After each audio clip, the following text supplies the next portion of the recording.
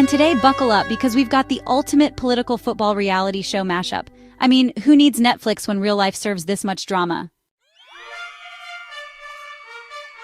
So Chelsea win the Club World Cup. Amazing, right? A solid 3-0 stomping of PSG. Fans are screaming, confetti's flying, players crying tears of joy. And then, boom, out comes Donald J. Trump. Yes, the Donald Trump. Full suit, full swagger, and full I think this is my moment energy. He didn't just attend the final, oh no. He gatecrashed the trophy presentation like he was subbed on in the 90th minute. Chelsea won the match, but Trump stole the stage. Let's rewind this madness. So Trump arrives like a boss. Marine One chopper, landing 35 minutes before kickoff, with Melania looking like she's just walked out of a Vogue shoot and Don Jr. practically vlogging the whole thing. It's giving reality show, it's giving Bravo, it's giving Keeping Up with the Trumps. Alright, so fast forward to the match. Cole Palmer is out there playing like he's channeling Messi's ghost or something, and wow, he scores 2 goals. Then João Pedro steps up and adds another one. And honestly, PSG are just in shambles at this point. Chelsea fans are chanting, the atmosphere's just electric, you can feel it. Then it's trophy presentation time. Now normally, this is where FIFA officials do their little ceremonial handshake and go thing, right? Not this time. Suddenly, Trump is not just on the field, he's actually in the lineup. Like, what is even happening right now? Yes, the President of the United States, current might I add, struts onto the podium and starts handing out awards. He presents Robert Sanchez with the Golden Glove. Poor Sanchez probably thought he was dreaming. But then, it gets weirder. Trump turns to Cole Palmer and, according to professional lip reader Jeremy Freeman, says, "I'm a big fan of you. So well done, you." So Palmer, who's usually the quiet and cool type, suddenly looked like someone just asked him to explain quantum physics. He kind of mumbled, "Thank you," and, immediately bolted. But did Trump leave the stage after that? You already know the answer. Absolutely not. Infantino, FIFA's president, is literally trying to escort him off stage like a polite but desperate host at a wedding. You know, just trying to get the drunk uncle off the mic. But Trump, unmoved.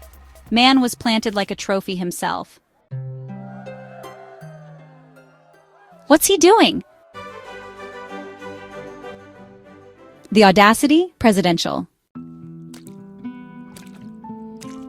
Then comes the cherry on top, an unforgettable moment that would soon become the talk of the football world. The stadium is buzzing, the crowd is on their feet, and the trophy glistens under the stadium lights. All eyes are on the Chelsea captain, Reece James, as he stands at the center of the celebration, trophy in hand, surrounded by his jubilant teammates and thousands of cheering fans. In a move that surprises everyone, Reece James, captain of Chelsea, literally turns to the special guest of the evening, none other than a Donald Trump lookalike, and asks, with a mix of excitement and respect, "I can lift?" Yes, you heard that right. The captain himself is seeking permission. For a brief moment, time seems to stand still. The team captain, holding the trophy that represents months of hard work and dedication, pauses and looks to the US president's doppelganger for approval. The stadium holds its breath, watching this unexpected exchange unfold. And then, with a nod and a big thumbs up, the Trump lookalike responds enthusiastically, "Oh, we can! Good!" The crowd erupts in laughter and applause, and the celebration continues, now with an extra layer of unforgettable charm. It's giving Dictator Royale, it's giving crossover fan fiction, it's giving, sir, this is a football match. But wait, there's more. Sanchez, yes, the goalkeeper, then asks Trump, "Want us to lift the trophy next to you? Like Trump's their new club owner or something?" At this point, it's not a celebration, it's a state visit. James lifts the trophy, Trump's dead center in the photos, grinning like he just scored the winning goal. The cameras pan and wow, social media just explodes. Twitter, or should I say X, lights up with memes. The internet exploded with reactions the moment the photo surfaced. One fan writes, "Trump gone full John Terry." The comparison instantly caught on, referencing the infamous moment when John Terry, despite not playing in the Champions League final, donned his full kit to celebrate with the team. The comment section quickly filled with laughter and memes, as people couldn't help but draw parallels between the two. Another posts, "He's in the photo like he played the full 90 and took the penalty shootout." The image of Trump standing front and center, as if he'd just scored the winning goal, became an instant classic. Fans joked about him being the unsung hero of the match, the secret weapon no one saw coming. And a third says, "Trump ruined the celebration pic, but I'm not even mad. It's iconic." The mood was lighthearted, with most people embracing the absurdity of the moment.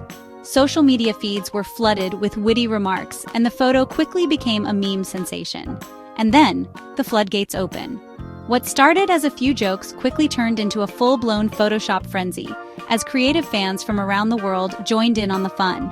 People start Photoshopping him into Chelsea kits, swapping his suit for the team's blue jersey, and even adding mud stains to make it look like he'd been sliding across the pitch.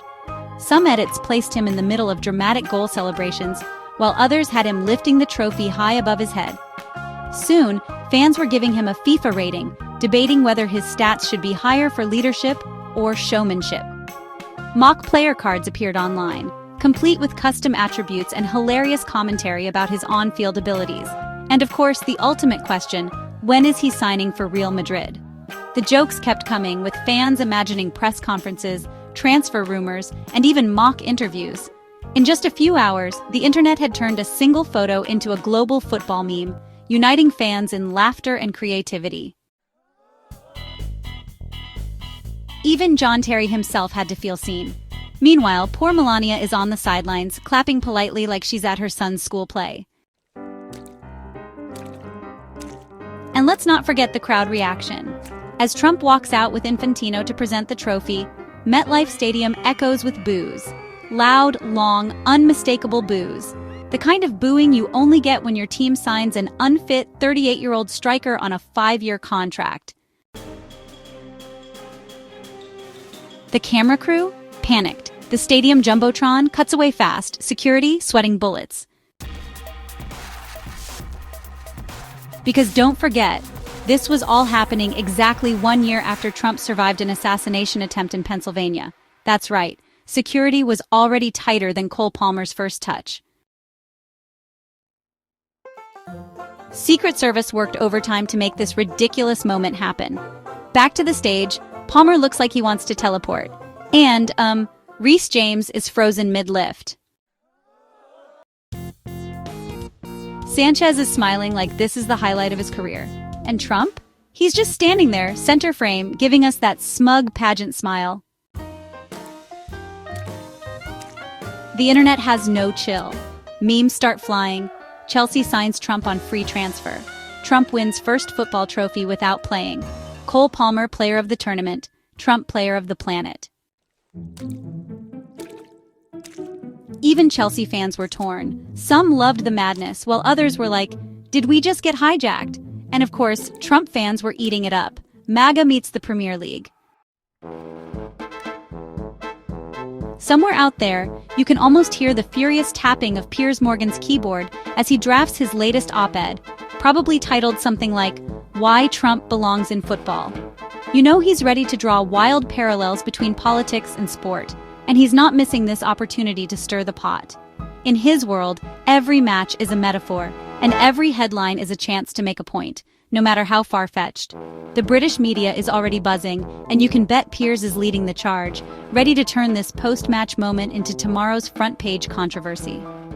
Meanwhile, back in the real world, Palmer sits at the post-match press conference, surrounded by microphones and flashing cameras. He's doing his best to stay diplomatic, fielding questions from reporters who are eager for a soundbite. The room is tense, everyone waiting to see how he'll react to the unexpected events of the day. With a wry smile and a hint of disbelief, Palmer finally says, "I knew he was going to be here, but not on the stand when we lifted the trophy." His words hang in the air, capturing the surreal nature of the moment. The press room erupts in laughter, but there's a sense that Palmer is still processing what just happened. Translation? Y'all didn't tell me he was joining the squad. It's the kind of twist that no one could have predicted, and it leaves everyone, players, fans, and journalists alike, wondering what's next. In football, as in life, sometimes the biggest surprises come after the final whistle. By the end of the night, Chelsea are Club World Cup champions, and Trump is unofficially their 13th man. Somewhere in the White House, there's probably a replica trophy with Trump's name engraved, "Most Involved Bystander, 2025. So what did we learn? Well, Cole Palmer's composure is just, totally unmatched. And Trump's cameo game? Honestly, it's undefeated. And if there's a stage, a camera, and confetti, Donald J. Trump will somehow find a way on it. Only in 2025, baby. Don't forget to like, subscribe, and definitely drop your take in the comments. Should Trump be banned from football? Or should he just join the next FIFA board meeting and rebrand the Premier League as the Trump Super League? This has been Famous Faces Scoop TV, bringing you the drama nobody scripted, but honestly everyone needed. See you next time for more chaos, more gossip, and more famous faces doing famously wild things. Until next time, be